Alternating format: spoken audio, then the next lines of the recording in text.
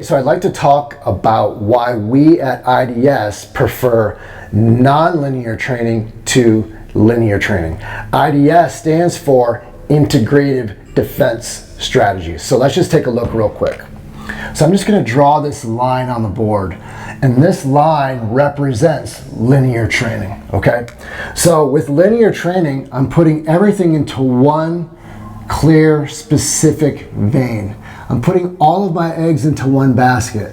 And as I grow and improve, eventually I'm going to max out. There's only so far that I can go when I practice linear training. An example of linear training would be shooting, right? As I grow and as I progress with my linear training, eventually I can only go so fast. Eventually I can only be so accurate until I'm putting all of my hits into one hole, right? And everything's happening at the speed of light. It's all the faster that I can go, right? Powerlifting would be another example, right? Powerlifting. Eventually I can only lift so much weight. Eventually my mechanics with power lifts can only be so good. That would be a linear approach. So let's just say, for example, that as you were training and practice shooting, for example, and that linear approach to shooting, that you reach the 90th percentile. Let's call this 100th percentile, 0 percentile, 90th percentile. Let's just say you reach the point where you hit the 90th percentile. In order for you to go from the 90th percentile to the 91st percentile would require an astronomical amount of training time and practice, all right? And we all know just how precious our training and practice time is. So now you're training and training and training and training to go from 90th to 91st percentile.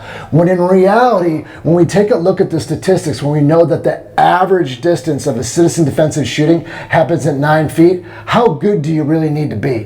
That doesn't mean that we don't recommend that you practice. We do at IDS. We practice shooting every single day, but we understand that there are limits, and we're intellectually honest with ourselves that there are going to be deficiencies if all we do is practice our shooting, because in the totality of the circumstance, when it comes to violent crime, we know that when it's best to use a firearm and when we're justified to use a firearm is really just a very thin slice of the totality of the circumstance. So does it really make sense for us to spend all of our time and all of our energy just on that thin slice in one thin linear vein? Or would it make more sense for us to instead take a non-linear approach?